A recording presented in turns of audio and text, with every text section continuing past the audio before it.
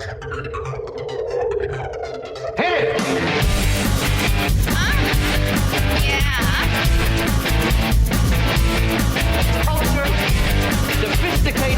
podcast, baby. Now tell me something good. Oh, yeah. What's up, everybody? It's Mike from PBR, and I'm sitting here with the one and only Dennis the... Oh, shoot. I messed up. It's not... You're not Dennis. No, I'm not Dennis. I'm me, Derek. Who's me? Derek D. And if we sound a little different, we're coming to you a little different, right? We are. We're in the well. We're in the well. Yeah. We're in Polano's basement in the well and talking to a microphone. We are. It's not our normal microphone, man, but it's... it's bachelor party weekend, and sometimes you gotta just do things a little different. Your bachelor party weekend. You are not getting married. No, I'm not getting married. Why no. not? No, I'm Sarah just said no. I'm just not getting married yet. I know we have to wait. And to who? Right, we have to wait until the next season of The Bachelor's over, and then you pick your wife. Well, that's right. You know, they picked the one girl. I saw that. She's and I don't even want to say she's the first African American. She's the first. She's another girl. Yeah. That's now Why, the are they Bachelor. doing that? Yeah, they're making a big deal. But she's very pretty and she's hot. But I should be on her season, right? Well, listen. I mean, I was watching it last. Dennis the intern is going to get a foot right in the tuchus, right? Because last night he put up a tweet. What is something about me? Like, what was I watching? The Bachelor or the Ranger game? And just so everybody knows, I watched both and in two different rooms. And like I said on Twitter, it was exhausting. But I watched both. And every commercial break. How could you be in both rooms at the same time? I'm magical. Every commercial break, they put up, apply to have your friend be on The Bachelor. Do you know someone that wants to be on The Bachelorette? I know you Snapchat. I snapped it. Like, yeah. Come on, dude. How much? Derek gets a rose. What else do we have to do? You're perfect for the show. I don't know. I could go on the show. But all right, let me ask you this question. Yeah. Now that you know who the Bachelorette is, do you still want to go? Do you have interest in her? I think she's very pretty. I don't know her. Oh, you don't watch The Bachelor? I don't watch it. No, but I do know awesome. She's a 31-year-old lawyer. She's great. She's hot. She's hot. No, I know. I saw pictures. I clicked on something today, and like Michael Strahan or Jimmy Kimmel. I think. Well, not or. She's probably they all both over, interviewed. right? Yeah. But the weird thing they did was they spoiled it. Like she's right now. Yeah. Well, when we recorded this, she's still on the show. She hasn't been kicked off yet. Oh, right. That's a good point, so man. ABC made a decision to like it's okay to let the cat out of the bag. Yeah, why not announce it once she's off the show? I don't know. They want to create a buzz early, I guess. I don't know. Let's be honest. You can go on any device and Google episode 1 of The Bachelor. You could go Google it and you find out who the winner is. I did it last year and it ruined it, so I tried not to do it this time. Although I did. What for this current season? The lovely and talented Pam did it, and now I know who the winner is. For this current season, right now, yeah. Yeah. See, I don't know watch who the Nick's show. going to go with, and it's not my choice. Oh. Anyway, this is the James Murray B-side reboot episode. Yeah, this is kind of like a throwback every day, depending what day you listen to it. It could be a mailed back Monday, a throwback Thursday, or a throwback or toss Tuesday, it up Tuesday, toss it up Tuesday, or a way back Wednesday, or a flashback Friday. What is Saturday? A so long ago Saturday. And Sunday. That's it. So much longer ago. Yeah. So this is before the reboot. We went up and talked to James. You heard this is before I existed on the show. Before Derek was Derek D. Well, I was Maybe Derek not Derek. D. You were still Derek D. I wasn't Derek D on this show yet. So this was, we went up. So you might hear some other voices. Like when you listen to the first James Murray episode we have up on our repertoire, you'll hear Chris and Joe, who are the other two voices. You'll hear myself. And then James Murray. So I believe, if I'm not mistaken, and let's be honest, 60%, right? With the first question we asked him was, who's your favorite Joker? So before we hear what he says, let's say ours. Sure. But, you know, the lovely and very talented Franki, the producer, wrote out a sheet for us so we actually could figure out when the questions were so we could go back. Right? Oh, we're playing it like that? So you never listened? Let's just be honest. We haven't listened back. It was 4 years ago, and you probably never heard it. Yeah. So we're just going to let's just say what we think, and then we'll see the what James... listener right now will be listening to James, and probably me as well. And it's going to be fun because I may have changed my mind. That's true. You know what I mean? I may have chimed in. I don't remember what I said. Yeah, and you'll find out after what we say, what Murr said to that question. So who our favorite? Who's the funniest and Practical Joker? Right. I guess. Well, the question was favorite. Oh, favorite. The favorite.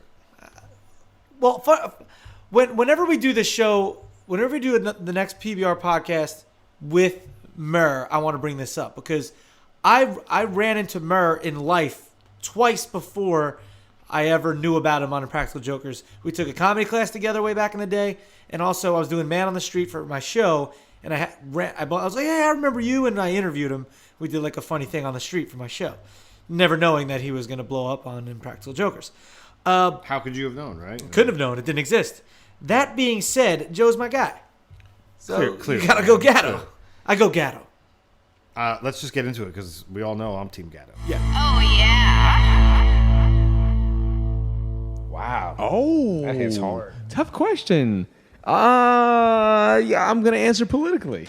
I think we all, yeah, of course, me. Good answer. That was political. Yeah, no, I think in all seriousness that we all have our own things that we add. I think we complement each other well. Yeah. I think Sal is the funniest person I've ever met in my life. Joe is the craziest person I've ever met in my life. Q's an asshole. You need that though, right? But he's our Yeah. asshole. Right. You know. That's funny because they say that about you. Yeah. They say I'm their douchebag. Going back to what we said on the A side, we were talking about fear. Now, do you think fear is a necessary component to comedy? Good. Wow, that's a really good question. That's why he interviews. Is fear a necessary part of comedy? Not necessarily. I think it's become a big part of our comedy. Yeah. You know, but back in the day, I think the Tenderloins, that's our comedy troupe.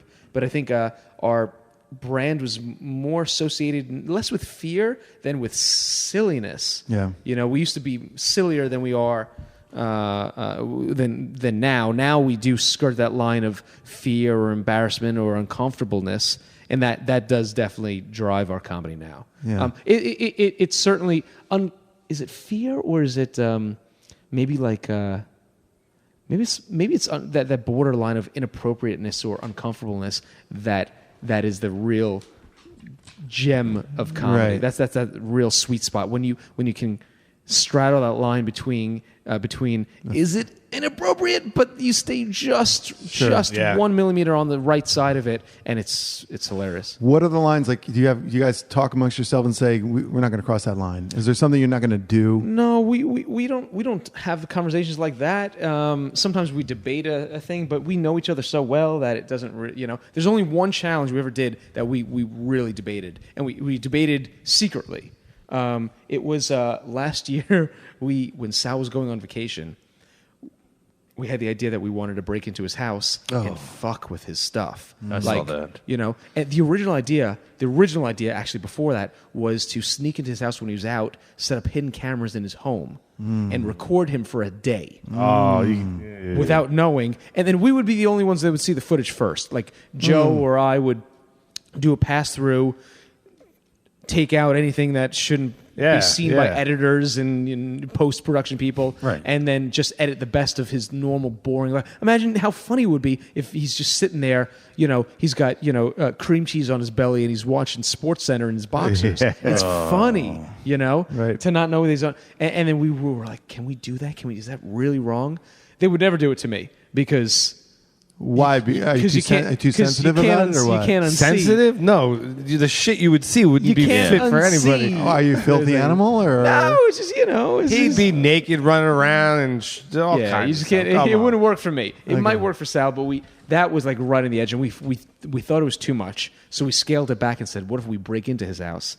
We didn't know how he would react, so what we did to test the waters. This is the only time we ever did this. Was we came up with the idea.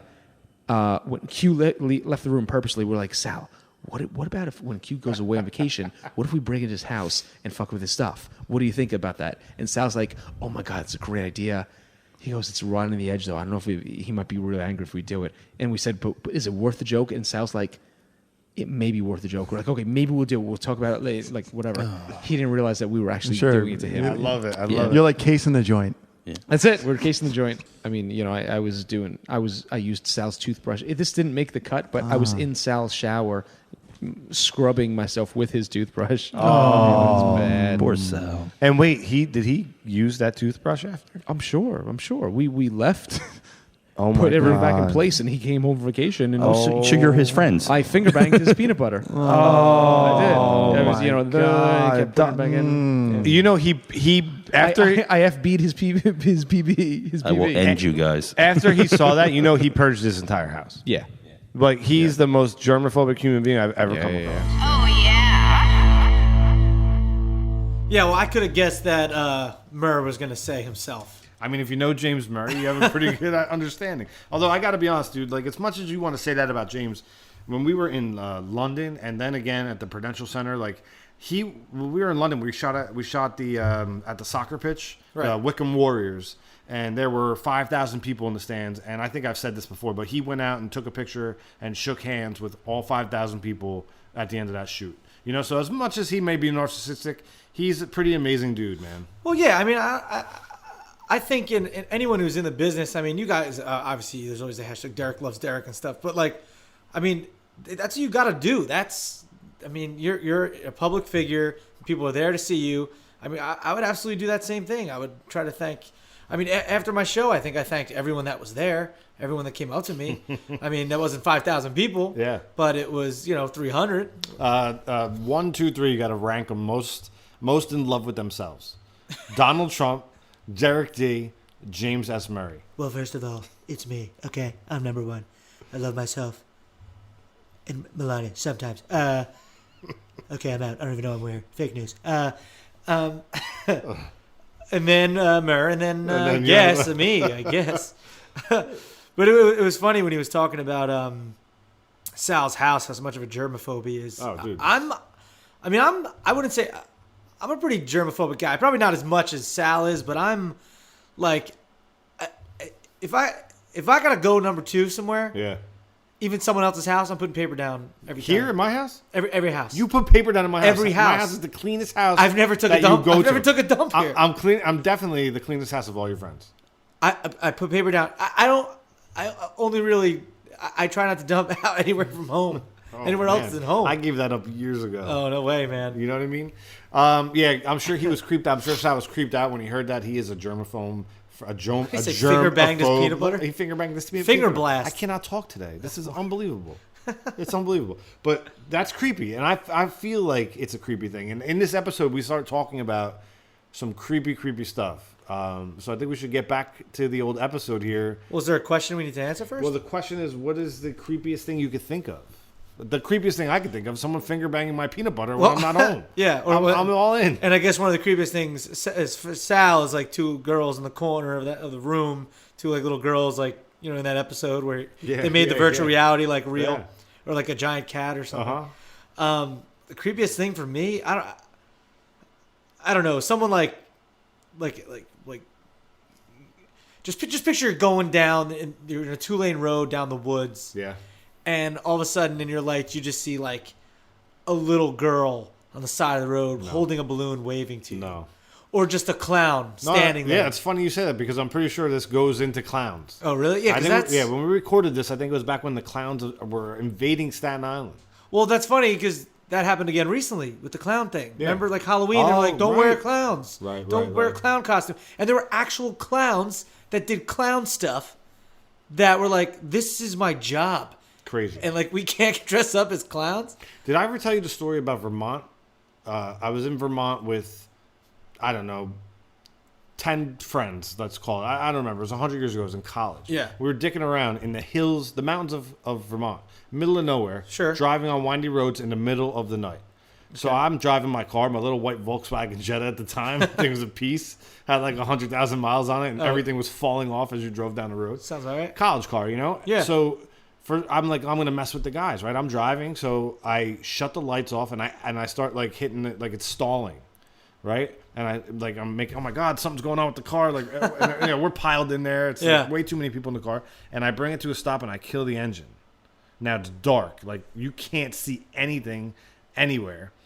And they're all joking around, ha ha ha, like, They think the you're ass messing switch around. is coming, right? Like, that was when the Blair Witch Project was big, and we used to make fun of it called the ass switch. So the joke's over, I start the car, I turn on my lights, and I shit you not, there's a fucking 8-point buck standing right in front of my car, like looking at us. So for whatever reason, like I decided to make a joke and I shut the lights off and I stopped the car. If I didn't, we would have hit that deer. And it would have been a disaster. Well, you didn't see it up ahead of you No, at the time? I shut the lights off and I drove without the lights on. We were all joking Oh, around. you were driving without the lights on. Like pretend, Oh. How crazy is that? That's pretty nuts. Like that's freaky, man. That is pretty You know? nuts. I mean, it's not a little girl with a balloon standing on the side. Well, of the that road. would be a little more freaky. Way freaky. I hope I didn't tell that exact story in that episode that you're about to hear right now, because Well, that would be boring. Well, you might have. Let's find out. Oh, yeah. It's free. Like I just found the other day when we filmed the sales tape for Impractical Jokers. Back then it was called Mission Uncomfortable. We recorded a good chunk of it on one of those hidden cameras that we bought off the internet, and the instructions were all in Chinese, and they had one little page of the instructions. It was like a super cheap ghetto pen. It was like a camera pen, Right. And the instructions were all in Chinese, and they had one little back page that was in English, but the English literally made no sense. Like the sentences the words they put together held no grammatical meaning. There was no. Sure. It wasn't a complete sentence. It made no sense. It was just they put English words together and slapped it on a page, right? And it was so ghetto. But I found the pen the other day, and I was like, it's so tempting. Yeah. It is. For lucky good image, voyeurism. use pen. For anything, anything in life. Now, I'm not saying it for like nefarious means. I mean, Perhaps. like, is it tempting to leave? It's a real pen. It works as a writing tool. Right. Isn't it tempting just to like Leave it around. leave it in See what happens. your boss's office? To Well- leave it in Right. Hidden in plain your sight. girlfriend's jacket pocket, or Like, well, you it's- guys don't ever do stuff like that? Nah. I'd rather use the shock pen where I get to see it right in front of me kind of thing instead of like see things happen later. I mean, I don't know. I don't want to know those things. I have my whole house is surveillanced. No, like nanny cam kind of things. You see what I did in your bathroom?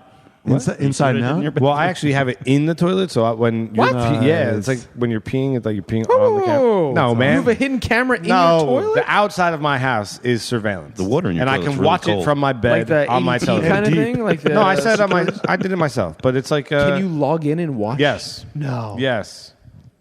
You can see the Ippolito, outside. as a matter of fact, Ippolito, every time we podcast, unplugs my goddamn surveillance camera. So if you want to attack me, Yes, I make the him perfect- vulnerable. The perfect time to break my defenses is while we're podcasting. Yes. He's vulnerable to sharks and moon Nazis for that little window on Wednesday evenings. Let me ask you a Yeah. question. Go ahead. You can log into your home right now and watch In theory, I can go on my cell phone right now on your cell phone. and watch my house. I'm I'm gonna freak you out right now. I'm gonna freak you the fuck out. Why? Forget your moon theory. Okay, you want to be afraid. Why? 'Cause the NSA is watching my house too? You log into your house right now. and see somebody. Let's say you log into your house right now. Yeah. And on your porch, there's standing a clown. Oh my god! It was at 11 o'clock at night, and there's a clown standing on your porch right now, just staring at your door. You shit yourself, right? I shit myself. You shit your Yes, pants. Yes, He has guns. but I'm not there. I'm in fucking Manhattan. I know, but you don't go home. No, I called 911. yeah, exactly. Who cares about that clown? I called 911. What's creepier though, a clown or creepy twin children standing on the porch? No, a clown. Hands down, a clown. I could beat the shit out of twin children, especially girls, right? But a The ones in, clown, like the ones in The Shining. I'll beat the shit out of them. But like a clown could be like a big, like if he was in a clown outfit, that's some scary shit. Yeah. You don't know what's under there, but like Why a does that have to 6-year-old be in the clown outfit? smack the shit out of a 6-year-old There's, twin. You log into your home right now. Okay. Right?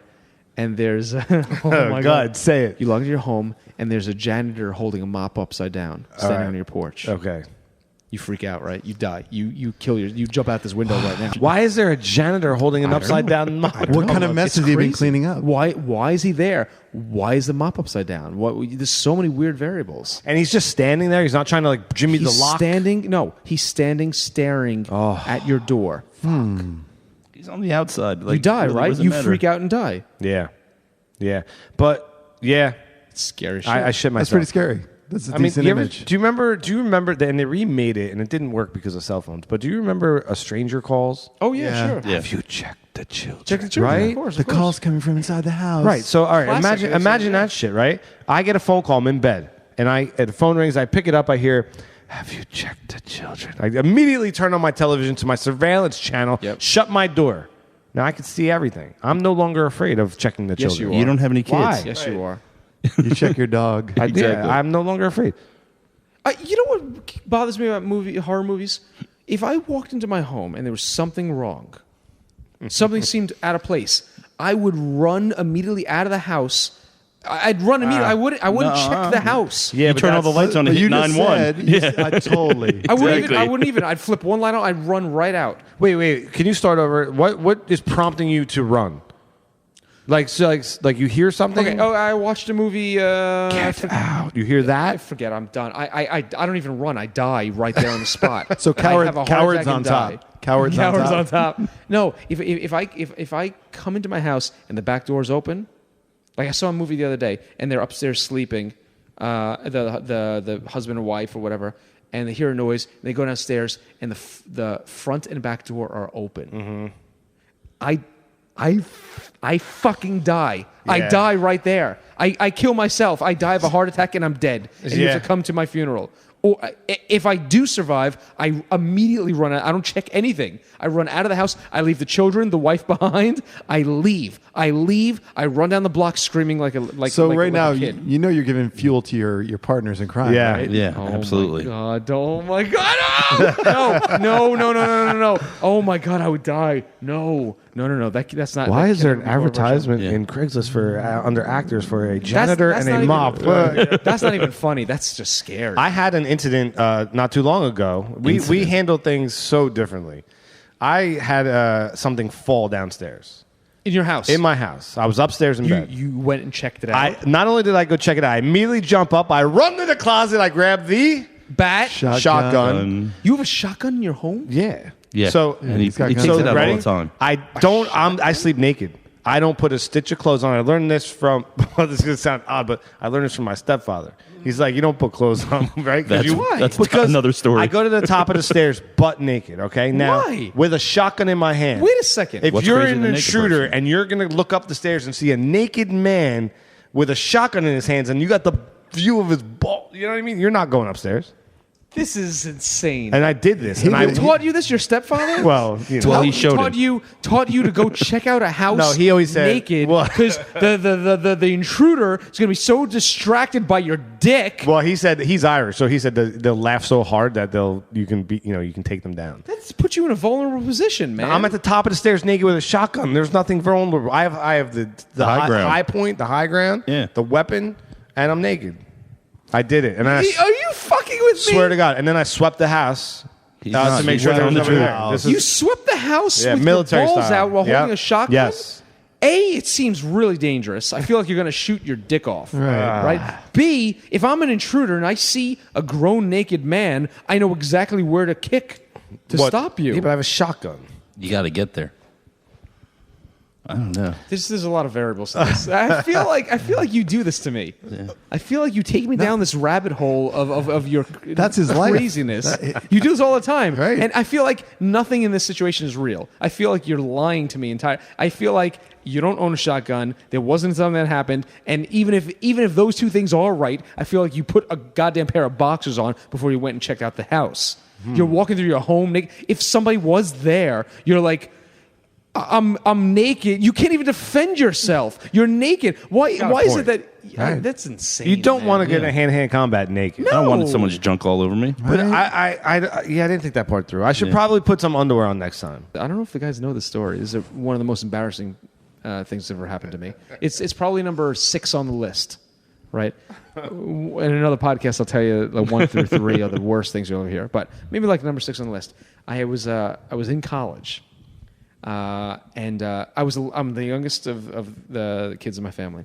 So when I moved out to college, there was just my parents in this house, and all the bedrooms were empty. Right, there was no kids anymore around. My sisters had moved out, and I was out of the house. So my parents were rightfully so a little bit scared to be living alone in this big house and blah blah.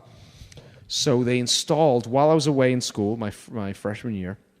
They installed this super high-tech security system. Literally, it has sensors everywhere in the house, motion detectors, whatever. So if you're in the hallway and the internal sensors are on, if you do this, the alarm goes off. Wow. Right? And they put these sirens on the outside of the house that literally, when they go off, shake the house. They're that loud. You could never sleep through it. No, the neighborhood could never sleep through it. It's that kind of system, right? Super high-tech thing. I didn't know they installed the system and rigged it into all the doors in the house and the windows and everything. So I come home. It's like a Columbus Day weekend, freshman year of college. And I lived back then, my block was a dead end. And all the people would drive down my block. It was dark, too. We lived next to woods. Kids would drive down, teenagers, kids in their 20s, whatever, would drive down couples, park in front of my house, and they'd, whatever. They'd start fooling around. My bedroom was in the front of the house, so I used to, every now and then, you kind of, I'm sleeping, you see the headlights come down the block. Yeah. It's a dead-end block, and they just park, and I know what's going on, right? And I'm a perv back then. I'm still a perv now. What do you mean back then? Back then. So this one night, I come home for a Columbus Day weekend, not knowing my parents installed the security system. I'm in my bed. It's like 2 a.m, and a car comes down the block and stops in front, and they turn the car off. And I'm like, oh, shit. Somebody's got it going on, right? I peer out my window. I'm upstairs, and I can see there's a couple, and the clothes are coming off, right? I'm like, fuck, I got to get a better look. But I live in the floors in the house are wood and everything, so the house creaks really loud, right? So I sneak. I don't want to wake my parents up or anything, so I sneak around the hallway, and I go down the stairs as gently as I can, and I go into the front bedroom, the front living room, and I'm looking through the window in the bushes, and I can see it's getting hot and heavy, right? I see like it's like watching like a Playboy back. You turn on like the channel 2 on your television back in the day, or in HBO, and you see like a little bit of a suggestion boob, suggestion of something going on, right? And it's dark, and the windows are getting foggy. I'm like, oh shit, it's going down. I got to get a better look. So I'm like, you know what I'm gonna do? I'm going to sneak out the back of the house and go around to the side of the house and hide in the bushes and watch closer, right? Get a better view. Oh, my God. So I sneak into the kitchen, and I go to open the back door. I open the back door of the house, not realizing. And boom. And the fucking loudest alarm you've ever heard in your life shakes the house. I freeze. I'm like, what? I immediately close the door, try to lock it. My dad comes running out of it, jumps up out of the bed. What the hell? Comes running down. The couple, meanwhile, they're naked. They scramble in the car. Clothes are flying back on. They fly down the block. The car starts go flying down. My father comes running the house, thinking that someone's trying to run the house. He sees his car peeling out, and he sees me, and I'm standing there in the kitchen. I still have a fucking boner. Yeah. Right, watching this, and I'm caught dick-handed. Oh, we know how you got caught. Jam in the hand still. He was probably just waving, right? He Just got caught wa- just waving. You simply Maybe just a silhouette. waving. The lights came on. It was a silhouette, shadow. Yeah. He was busted by shadow. Absolutely. That is quite embarrassing, though. Oh, I mean, the alarm goes off. Your dad comes. I mean, that's a whole thing. But wait a second. You actually did that? That story about sweeping the house was 100% true. And we're not talking about with a broom. No, everything With a shotgun. was true. Something fell out. One of my valances fell down and hit the tile floor, and that's what the noise was. And I'll never forget that night. But yeah, listening to myself talk about it makes me feel like a crazy person. Yeah, well, you are crazy. I feel like all the audience is now has an image of you naked holding a shotgun, which is a terrible image. No, that's a wonderful image. That's a terrible image. It's America. That is American. That sure is American. But oh man, that's pretty funny. I'm interested to know what those other embarrassing moments are of Murr, though. I don't think we're ever going to get those. Yeah, well, right? I'm going to ask him next time we have him on the show. What top 5 most embarrassing moments? That really he gave us number 6. I thought that was funny that he just was like that was the number 6 most embarrassing. Yeah, seriously. You have the other 5 already in order in your head, and that one's pretty embarrassing. So the fact that there's 5 more that are just as bad or that are worse than that. I mean, I don't even know if I I'd have to really think of like embarrassing moments in my life. I'm sure there definitely is some, but like I can't think of them off the bat. Like I don't recall like super duper embarrassing. I don't know. you got to have a few. Everybody. Yeah, I gotta have a few, but I gotta like think back. I can't think of it off the top right now.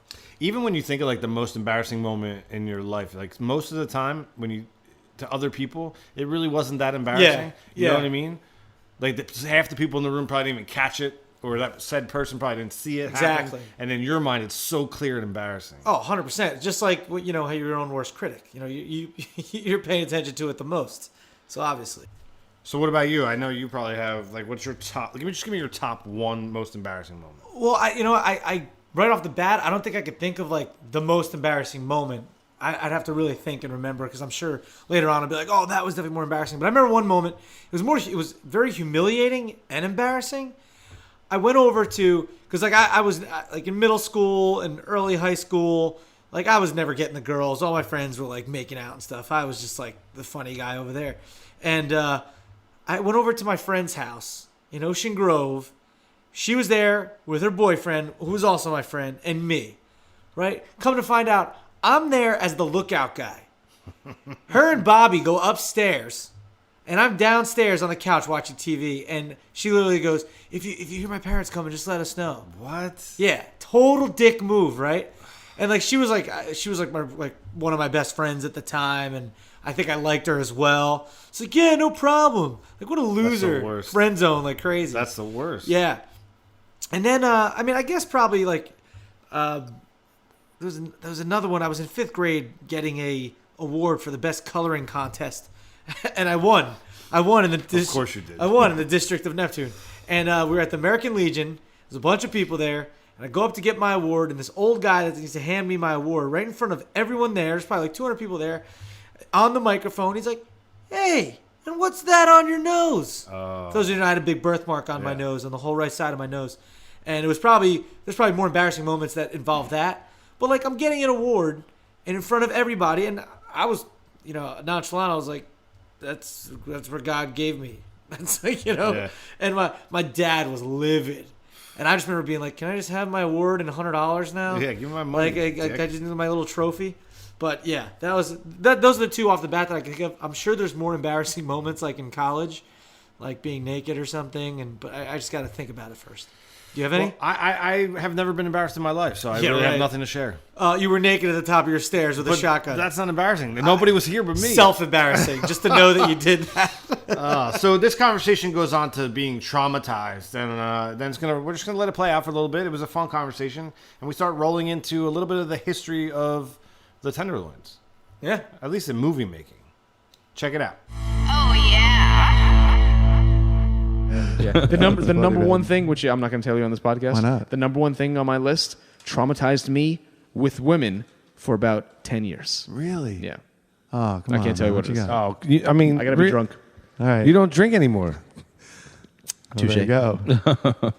Damn All it. right. I don't like One it. day. The guys know the story.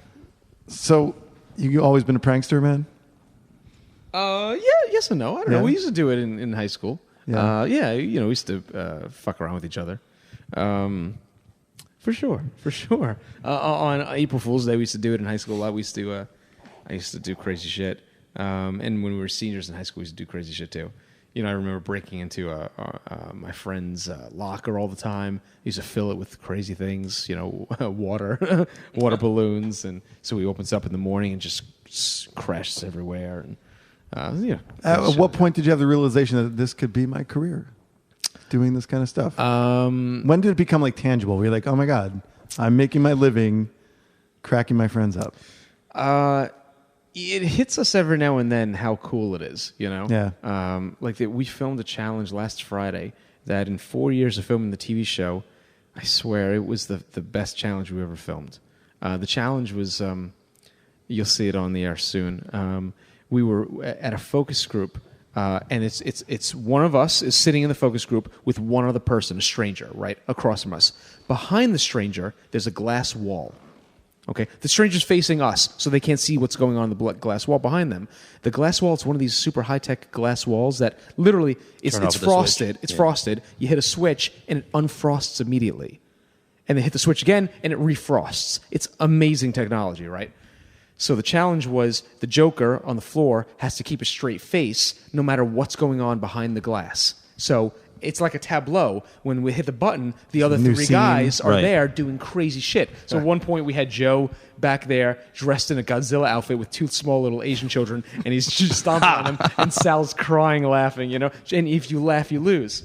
So in 4 years of filming, it was the funniest, the most fun we ever had on set. Yeah. And it hits us, moments like that, it hits us that holy shit, what a cool job. Yeah. Yeah, You know, I definitely. can't believe it. I mean, you know, but I'll say this. I mean, you know, from Mike was a camera guy on the first movie the guys and I ever made. We made it like a short film back in like 1999, 2000. It was like the 90s. And we were talking about do it yourself. We had, you know, I think Mike was holding the boom pole and the camera and the tripod and, you know, throwing props on set and it was freezing out. We were filming outdoors in the woods and it was hit or miss. You know, sometimes there were moments of brilliance, you know, but it took us a long time to figure it out. But then there were years. There were years of the improv, you know, of the shows and yeah. I mean, that was a You know whole what's other funny? facet. You know what's funny? I sent out the email to the guys maybe about a month or two ago. I was combing through all my old emails, and 1 month before we created and sold Impractical Jokers, Joe quit the troupe. Really? Yeah. Quit. Sent out an email to the three of us, to Q, Sal, and I, saying at that point we had done 2 different TV pilots for 2 different networks, and neither of them went to series. Right, and I said to the guys, I was like, guys, let's try it again. Let's try doing a hidden camera show, because at that point there were a lot of my day job was in TV development, so I was selling shows and I was watching what people were pitching, and there was like a trend building toward hidden camera. So we were here in this apartment, hanging around, and I said to the guys, I was like, guys, I think. Let's try it again. Let's try to sell a 3rd TV show, right? We'd sold 2 others. One to A&E, one to Spike, a sketch comedy show, and neither of them went that well or went to series. And I was like, guys, I think, why don't we try changing genre? Why don't we do like a prank show? And Sal was like, there's no fucking way I'm doing a prank show. I was like, why? He's like, because I want to do a sketch comedy show. We're above that, whatever. I was like, dude, we're still going to be funny in it. You know, it'll still be our comedy. And Q... To Q's credit, it was Q and I wanted to do it. Sal and Joe wanted nothing to do with it. And Joe quit the troupe. No. He sent an email out that week saying, my heart's not in it. Like, I love the Tenderloins, but I just, we've tried it twice. Time to move on to other things. You know, and he had a good job at that point. He was like a super salesman. Giggle? You know, he was making good money. He was like the top salesman in that entire company. And he's just like, you know, I don't know. We've tried it. Let's move on to other things. I want to do movies. I want to direct, you know. And we didn't know how to react to that. We were like, and I found the whole email chain of like Q, Sal, and I emailing each other like, what are we going to do? Should we call Mike? What do we do? Mike Bocciarelli? Yeah. So we Pete Best. that was literally like when we created Jokers. Joe had just quit the troupe, and we had the idea for the show, and it was a moment where we're like, we didn't know what we were doing. We went out and filmed the sales tape for it, and man, oh man, thank God this show sold, because it was. We were at that point where we're really at the point where you either we're done or we succeed beyond our wildest imaginations. Now, a lot of people don't. I don't know if you like to talk about it or not, but I think it's all good. What was Mike's last name? Baccio? Baccio, right? So Mike, a lot of people don't know that there was a Mike. It's like the Pete Best of the Tenderloins. The Tenderloins originally were Sal, Joe, myself, and a really good friend of ours, Mike Baccio. We all performed. Mike was in the troupe until a few months before we created Impractical Jokers. Right. Well, no, actually, no. Maybe he left the troupe maybe about a year before, actually. Now, he was there. He was still in the troupe, and Brian was doing the intros together, right? Yeah, Brian would guest perform every now and then in our live shows. And Mike made other choices in his life. To his credit, he's got a gorgeous daughter and just a lovely wife who's a sweetheart, and he has a good job. And he just wanted to raise a family. He wanted to get married, raise a family, and that was that. And he's still one of our closest friends. Yeah. And he went on to do those things. We had another member of the troupe, Gideon, who's still a good friend of ours, who made a similar choice. And those are great choices. Gideon has, I think, now 2 kids that are adorable. We met him for the first time like a few months back. Is he in Florida, Miami? He lives in Florida. He's got a good job. He's got a lovely wife. He's got 2 kids. And I think it's not. None of us have children. None of us. Joe just got married, but before that, none of us were married or had kids or anything like that. And I think for this kind of lifestyle, it almost you almost can't have those things. Yeah. It's interesting you say that. I was listening to Alec Baldwin interview Jerry Seinfeld about what it takes to make it in this business. Yeah. And Jerry Seinfeld was like, there were girlfriends that came and went because they couldn't, stick around It's for his hard. lifestyle, It's hard. And he said that there's a lot of talented people in the business, but the ones that make it are the ones that really want to be here. That's Yeah. the bottom line. Well, I mean, look at today, right? Yeah. Today, we had to be on set at 7:45 in the morning. I walked in my apartment at 9 o'clock tonight from filming all day, and now we're recording the podcast for the past Right. 2 hours. Right. And when we're done, I have like another hour or two of work to do, and I have to go on set tomorrow. It's like Sure. we just got off of a stretch of working. We did 25 days in a row of working, not Yeah. one day off. Yeah. There's no Saturdays or Sundays in TV. We did 25 days in a row, gladly, because it's amazing. Sure. And I don't know how people do it. If you don't like who you're working with, you're fucked. Oh, man. Thank God they're my best friend. Oh, yeah. Yeah, there's a lot of good points to what Murr was saying there. But I did not know that Joe sent an email being like, "This is it for me." Yeah. And there's so many of those stories. I mean, there's the story of the fifth Beatle, and maybe this guy Mike was kind of like the fifth Beatle. He was. To the He Impractical was before Joke. Brian, and like I tell people this story all the time. I mean, they were a comedy troupe for a long time. And we were Yeah. shooting a lot of comedy skits. If you go to the Tenderloins website, you'll see a lot of those skits up there that are still on YouTube. I mean, it was years and years and years. And Derek, you and I both know that you don't just hit. No. This entertainment's a grind, right? Like, I mean, you have a great show, and then the show gets canceled. You know, whether it's the Blue Shirt Buds or Fastlane Daily, you and Yeah. I both. But then the next thing comes along. But if you decide to leave that grind, like when Fastlane Daily got canceled, if you decided that's it, I'm done. You don't know that the next thing could be the big one. Yeah, you never. It's true. And another point that they made, and which he almost said exactly what I always say. The people that what Murr said, Seinfeld said, is the people that don't make it in the business. I always look at it. I'm a very glass half full kind of guy, because I had family and friends be like, "Oh, you're never gonna make it." You know, when people try, they don't make it. Yeah. I always say, "Well, when the people that don't make it are the people that quit." So I just don't quit. I just keep going and going and going. Yes, it's hard. There's ups and downs. It's terrible. Like Murr even said, or Seinfeld, he was saying Seinfeld said, it affects relationships. I haven't had a relationship in a while because of this, because of what I do. I have broken off relationships because of what I do. It's just, this is the way it is. You're married to the industry, and it's, especially when you're in front of the camera, and that's your main source of what you do. I mean, it's there's so many variables. You have to be in it 100% in this business, and another testament to that story is never quit, because look at the Impractical Jokers right now. They're selling out. Not only do they sell out theaters all over the country, now they're selling out arenas around the world. Arenas. Mm-hmm. I mean, it's insane, and I'm happy for those guys, and it's amazing. Gatto says it best. He says it took 15 years to become an overnight sensation. Yeah. You know what I mean? And you know what bothers me too sometimes? It's where it's like, and I don't want to sound, like stuck up or anything when I say this, but, people will be like, say you just meet someone, oh, you're in the entertainment industry. Oh, well, like, what have I seen you in? What do you do? It's like, Yeah. I work hard and just try to make it, and instead of like going into everything you do, or what have I seen you in, or what movies have you been? It's like, it's not like that. It's just, it's almost frustrating to a sense to answer certain questions like that. Or like, if someone sees you post something online and you see comments and people are like, who's this wannabe, just like trying to be whatever. It's like, I've been doing this for over 10 years. Right.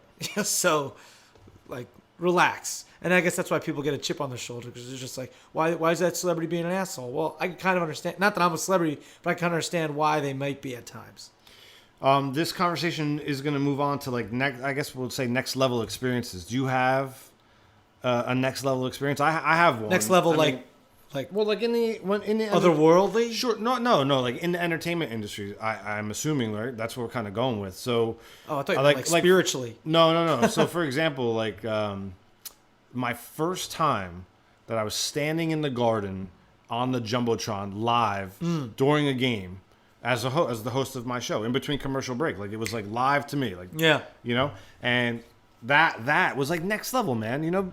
That was a big deal because you're in front of 18,000 people and you're live. you know? And it's like, who like you were talking about, it's like, who the hell am I to be that guy? You know what I mean? Yeah. But, you know, you push and you grind and you audition and good things happen, right? Like you can't Absolutely. leave the game or the game's over. You can't. You got to be in it 100%. If you have any like trepidation about it, just get out. Just get out now, because you're already lost. I mean, you gotta.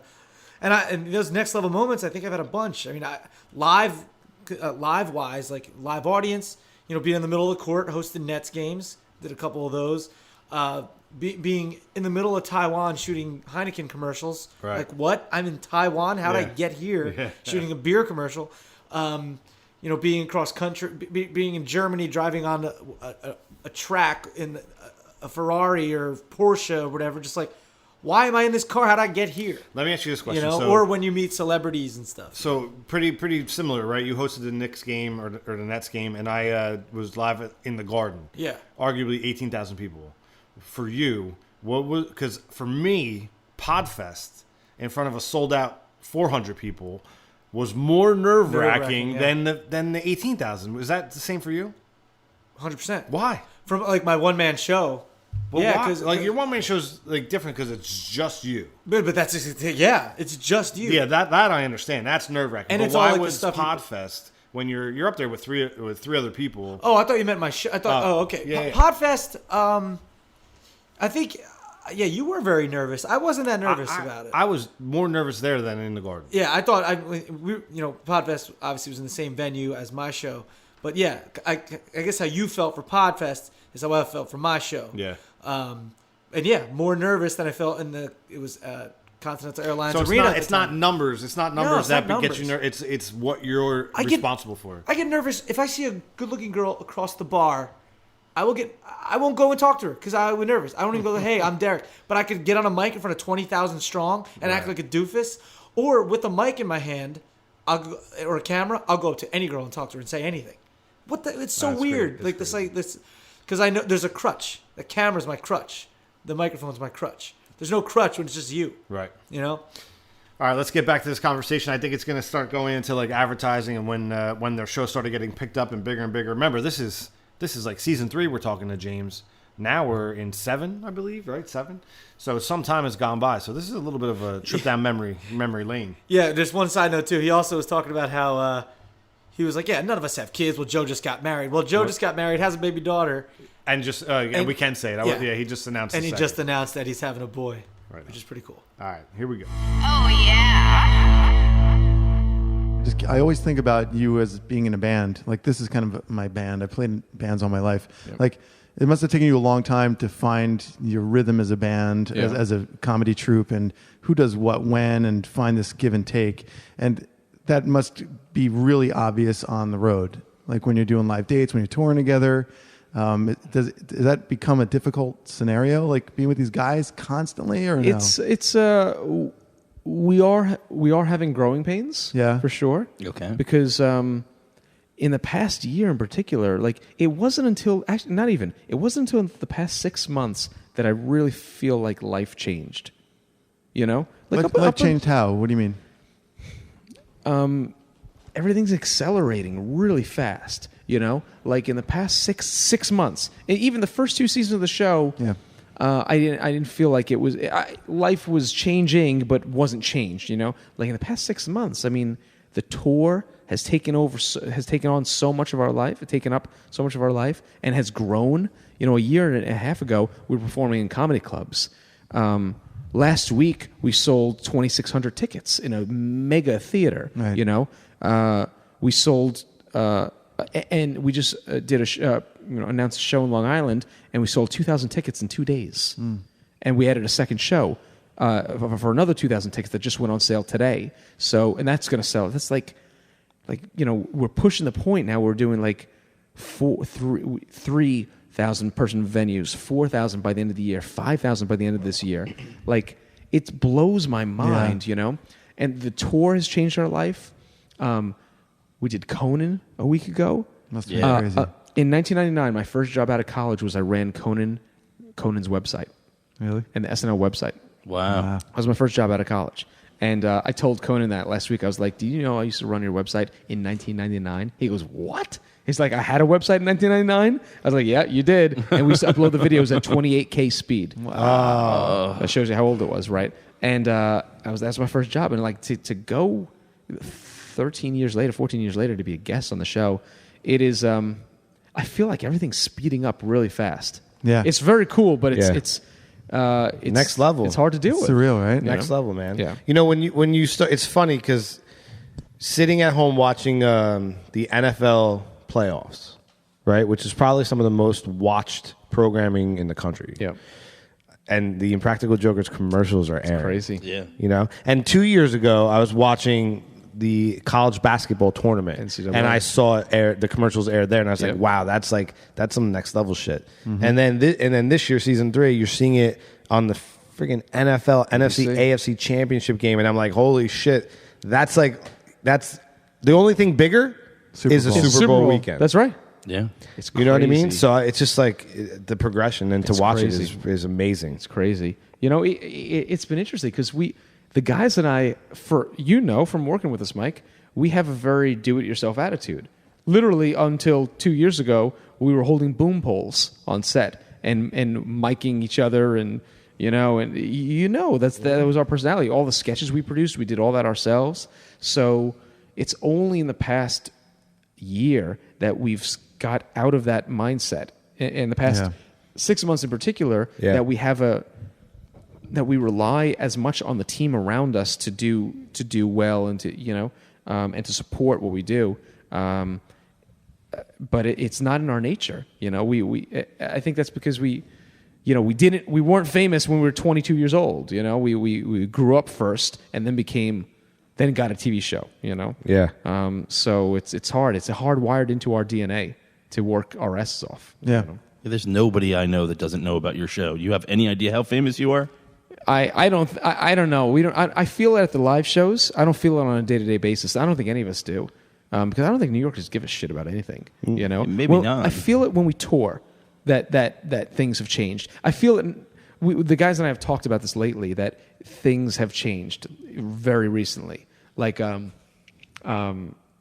we were at the ski lodge filming, and it was hard. Everyone knew the show. Everyone. So finding people to perform, our show is real, So finding people to perform with was very difficult. We were watching them on the hidden cameras. Like, okay, that person clearly is not looking at you. They don't know who Joe is. Joe, hit that person right there. Go up to them. Yeah. It's hard, Yeah. It's only in the past the past 6 months that I feel like there's been like a change where people, not a lot of people know the show now when we go out, Yeah. So when your profile is so high, visible, then what's the next step in your progression? I mean, do you have other ambitions in mind, like beyond the scope of this particular show? That's the growing pains I'm talking about. The guys and I are overwhelmed with opportunity right now. Mm-hmm. So the real struggle we're having is choosing what to do. You must choose wisely. Yeah, like we have a book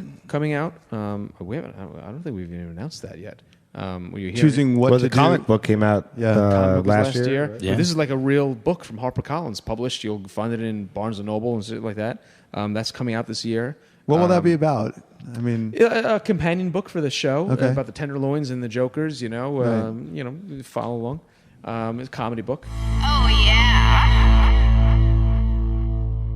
That's funny to hear them talking about, like to hear Merrick, because this is years ago, talk about, we are selling 2,000 tickets, and now they're at the point where they're selling out arenas 20,000 strong. Right, the London tour, where they played the O2, right? It's 20,000 people. I mean, and they sold out. They did like, how many shows did they do in London where they were selling out 20,000 people? When we went to see them at the Prudential Center for their live punishment, the Rock was completely full.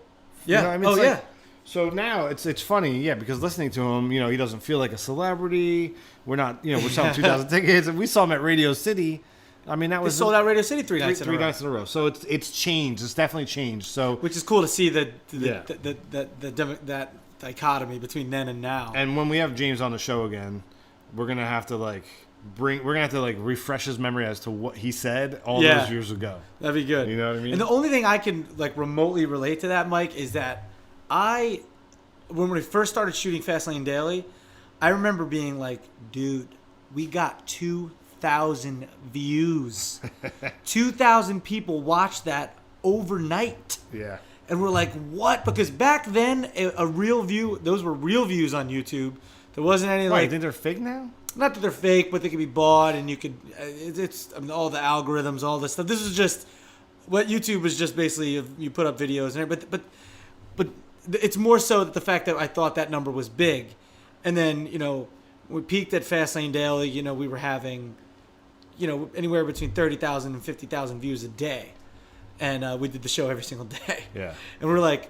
We had a combined 4,000 views this entire week. Yeah. That means 4,000 people watching, and now it's like, oh man, you get 4,000 views and like nothing. Right. But yeah, it's very interesting the way time changes, especially when you're rich and famous like these guys. Now, time flies though, right? Yeah. It feels like yesterday. I feel like it was yesterday that we were having this conversation in James's apartment. Yeah, sure. You know what I mean? Time does fly, man. And like that. It's 5 years later. Oh, yeah. I feel like Kimmel's like this, like a class act. I feel like he's going to be around, kind of like in the vein of Johnny Carson, and has this long career that's more palatable to a lot of people than, say, Conan. Yeah. Conan's kind of an acquired taste to a lot of people. Dave never really did much for me. Yeah. He's probably the best interviewer out of all of them, though. Yeah, he's great. Don't you think? I do. Yeah, I'll agree with he's that. He's an expert interviewer. Do you ever see the interview he did with Joaquin Phoenix when Joaquin? Yes, he came on all crazy. He came in. Man, he's so good. In That was so funny. Doesn't he say something like, "So was sorry Joaquin going to show up tonight?" Yeah, sorry you couldn't be here tonight. It's so good. He's great, and he will not hesitate to cut somebody down. Oh yeah, and like cut right to the bullshit. Yeah. Like when Lindsay Lohan's on, like so. Essentially, why are you still famous? I catch myself watching his interview with Kramer. Well, you remember when Kramer apologized for having that crazy rant on stage? Right. Do you remember that interview? No. Yeah. What did he say? Seinfeld's the guest on Letterman, and they cut to Kramer via satellite in L.A., right? Who wants to publicly apologize. This is a few days after the whole thing happened, and he wants to. Michael Richardson wants to apologize for the events of that night, and it is. My God, you have to go watch it tonight. It is awkward. The most embarrassing, the worst apology ever done on television, and you can tell Letterman is like, it is so good. It's great TV. Do you think a comedian should have to apologize for what they do on a stage? I mean, honestly, it's one an act. day that's going to be Sal apologizing or through our publicist or something, because Sal would say no. Yeah. That comedians don't need to apologize for that. It's all satire. In actuality, of course, they have to apologize for things. They shouldn't fuck up in the first place. I don't know. I think. I don't know how I feel about that, man. You're a comedian on stage, right? And you're taking chances to make people laugh. You got to kind of go in a dark place sometimes, or kind of find that avenue. And you might say something that's a little off color. Yeah, how do you deal with hecklers and stuff? I mean, we have hecklers sometimes on our shows. We shut them down immediately, and there's never a problem. But I don't know that idea that I don't like that kind of dark comedy stuff. Yeah. It doesn't do much for me. He's also Michael Richards has also been apologizing for that to this day. Like, even in Comedians of Cars Getting Coffee, he was like forever. apologizing. Still. When does that end? Like, when is enough It enough? doesn't end. So he's just, it's the blemish is there It's forever. the Scarlet Letter, man. Scarlet Letter. But like, compare somebody like Will Ferrell, whose comedy is silly and just crazy and fun. Even Adam Sandler. There's no dark place they're going to for their comedy. Right. I think I gravitate more toward that kind of stuff. Yeah. Mel Brooks. Sure. Airplane. Slapstick, vaudevillian kind of stuff. You also lose that, right? Don't you lose that? Like, we had this conversation on our last podcast with Andy Malafarina, where I said that. Were you going to say Zach Galifianakis? No, you were. I get his name right every time, man. Yeah. I asked him about Eddie Murphy, Dave Chappelle, and Chris Rock, top, bottom, middle, right? And then we got into a conversation about it, and I said, I don't think they're really that good anymore because they're not black anymore. No. Right? Meaning, like, Chappelle's great. Well, I haven't seen anything that he's done since. You didn't see him in concert a few months ago? No. In Jersey? Oh, man, so good. It was good? Yeah. But you heard about the whole blow-up he had in Hartford, Connecticut, right? No, what happened? Where he started... He was... In his contract, he only has to be on stage for... I think it was like 20 minutes total. He's supposed to be on stage for an hour and a half performing. But contractually, he only has to be on stage for 20 minutes, and the audience sucked or whatever, or he was angry at the audience, and he stood there in silence for 20 minutes. What? Until watching his watch, until he contractually was allowed to leave, and then he walked off stage in the 20-minute moment. Or whatever it was. Maybe Because the maybe it was 10 audience minutes, were... because he didn't like the audience. He thought they were, wow. a bunch of assholes, and stayed on stage literally to the moment that contractually he had to stay on, and then walked off to, That's got to be tough, man. Pay me. Last night, that's funny you say that. Last night at the game, at the Ranger game, CeeLo Green was the musical guest. Yeah. They booed him from the second awesome. he walked out. Really small arms. He sang at before first period and he sang at first intermission. Why? He's awesome. There are I thought people love him. Well, I don't know why they booed him. I thought because it was an Islanders home game, right? And he came out and he started to kind of dig at the Islanders fans. He did? And he was like, let's go Rangers kind of thing. Yeah. So I thought at first like the Islanders fans were booing him. Yeah. And then everybody just realized that they're all New Yorkers and they were like, fuck this guy. And they booed him the whole time. And he did the double middle finger to everybody and just kept singing, and he sang the "Fuck You" song. That's his big hit. Yeah. And he was like pumping the middle finger to everybody in there. And then when he was done, they booed him the entire time. Wow. And when he was done, he goes, "I did my job. I got paid," and he walked off the stage. What? But when they showed him on the screen, you could he was Is that footage crying. available? Really? You Crying? could put it on Twitter. Put in CeeLo Green on Twiter. It looked like he was was crying. at I felt the so Islanders bad. game? It was at the Islander Ranger game last night at Yankee Stadium. Last night. I'm sitting there watching this going, I was like, this is insane. I felt bad. Like, I genuinely I wonder why felt they did bad. that. I don't know how I would deal with that. He's a big guy. He could have been sweating. It was like 2 degrees out. It was sad, man. But what do you do in a situation when a crowd turns on you? Have you ever had that happen? No.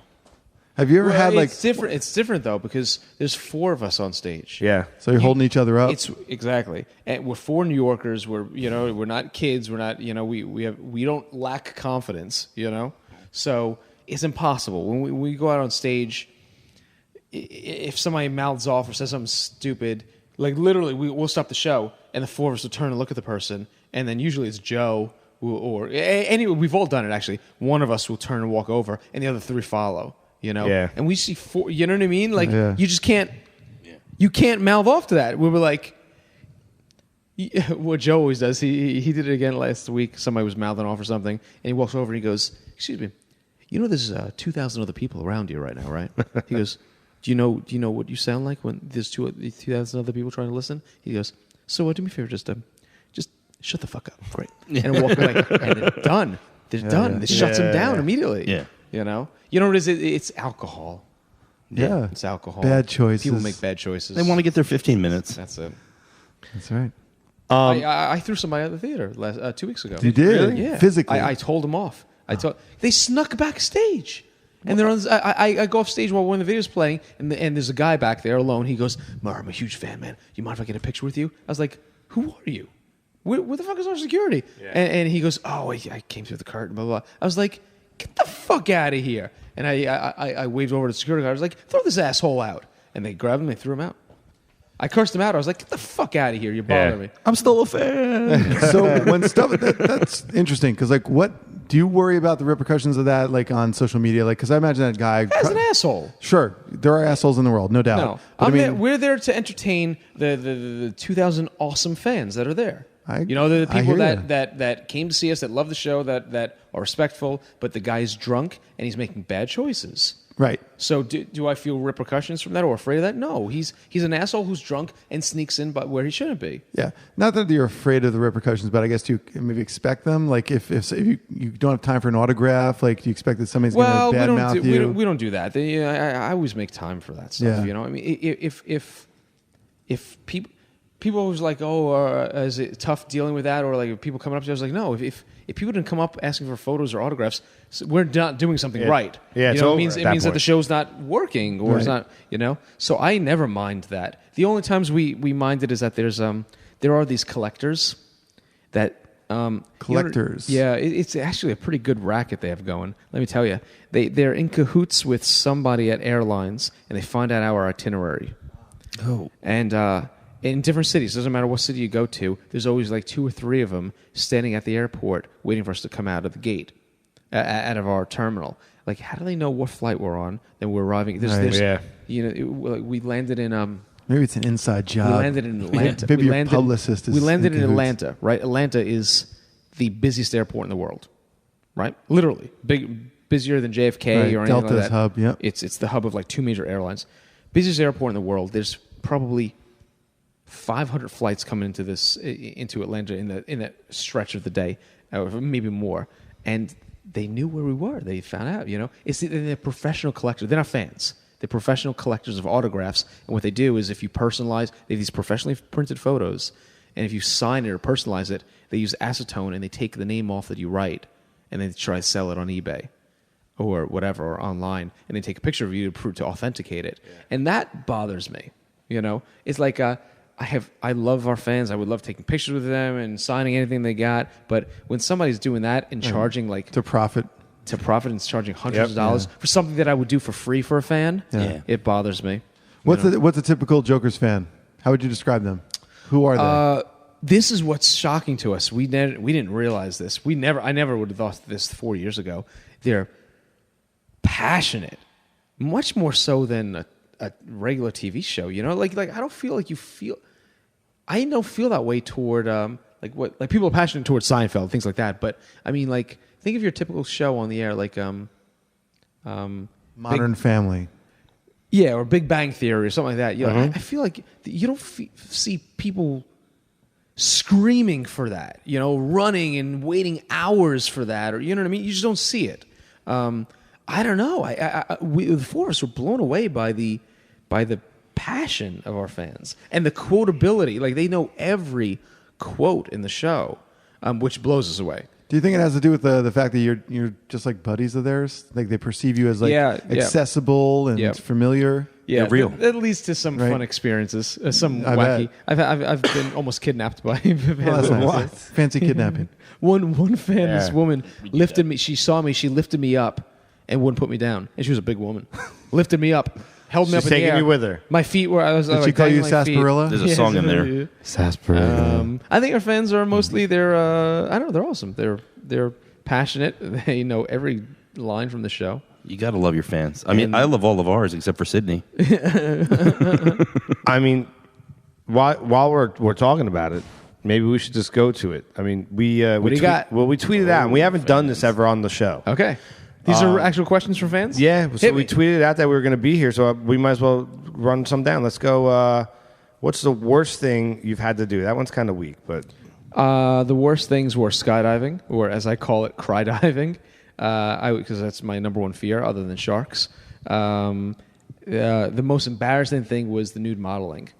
That was brilliant. So funny, though. Yeah. Here's one that's a little more. This from Casey. Where's your New York accent? And which is kind of funny because not a thick one. And what do you find obnoxious about each joke?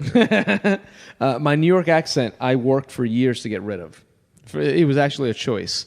I had a college roommate that had a British accent, and he helped get rid of it. Another college roommate had a Alabamian accent, and that got rid of it. Alabamian. No, but the truth is, I worked really hard to get rid of it because, and it used to be thick. It used to be thicker than Q's. Yeah, his is probably the most. Oh my God! Yeah, he sounds like an idiot. This one's a little intriguing to me. Dakota Newbert, who's a dude, wants to know what is your favorite sex position? My favorite sex position? Tell Dakota. Right? But why does Dakota look like he probably wears chaps? I don't know. Left field? In a car at the dead end. I don't know what position. That's his favorite position. Left field. That's really funny. My favorite sex position? I guess in the middle of both of them. What? Yeah. All right, there's two more that I want to go real quick. Alyssa Stanton says, "Will you ever go skydiving again?" No, absolutely not. It's insane. If you want to die, then do it. When I'm gonna die, I'll jump. Without a chute? It's debatable whether I'll pull a chute. Like when I'm like 90 and I've had kids. Just throw me out of plane. Here's what I'm gonna do. I'm not gonna have any kids. When I'm like 89 years old, I'm going to find a very young, virile woman, impregnate her, right? No, take the test. See that she's pregnant, so my lineage will carry on. Right. Then immediately get on a plane, skydive, and not pull the chute, and I'm done. That way, the kid will be taken care of. I'll leave my estate to the kid. Yeah. I don't gotta take care. I gotta change diapers and whatever. But the Murray libido lives on. Yeah. All right, so Paige Lewis, and we'll end it with hers for this Twitter thing. If you could punch one Joker in the balls, who would it be? Myself. That's a safe way out. It is. Who would I punch in the balls? Probably Sal. Him and I butt heads. That's funny because I actually punched him in the balls one time. Were you there in Atlantic City? Yes, I remember you doing it. I don't know why. Do you remember why? You nut punched him. Just because they were there. But, that's exactly what I would do. I'm going to break into your house one day, see you standing at the top of the steps with a sawed-off shotgun in your balls, and I'm going to nut punch you. And then you're going to drop the gun. It's going to I'm not looking forward to that day at all. I'm not looking forward to it. Oh, yeah. That was fun, man. I remember being fun, and it was fun again to rehash it. So I hope everybody at home liked listening to it. Yeah, it was cool. I mean, I like. Obviously, I wasn't on PBR then. Either was I. And POTUS. It's cool to go back and listen to that, and also just to go back and hear the history of where he was at that moment, and now to see where they are now, the Impractical Jokers and Murray and the rest of the guys, and also ourselves, because it's funny to see how the dichotomy was between the other people in PBR, and now it's mainly it's me and you and Gatto when Gatto's available, and Frankie, of course, and Dennis. Where is Dennis? Dennis! I don't even think he's here. I mean, he's such a loser.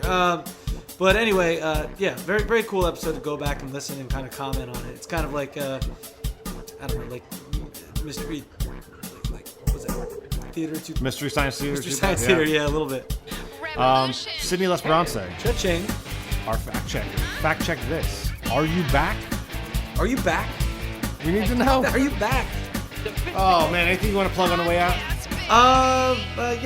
The old at the Derek D on Twitter. Still waiting to find out if I'm getting verified. Yeah, me too. I sent my stuff in. Yeah, and verified on Facebook. It's a race to see who gets verified. Who first, Mike or Derek D? And DerekD.com, of course. And hopefully I got some very good news for you guys soon. I can't wait to hear it. Because good news for them. It's good news for me. It's true. Hopefully. Yeah. PBR Podcast. You can find us on the web, Facebook, Twitter, Instagram us. Give us some love, and we'll love you back. I'll love you back. See you.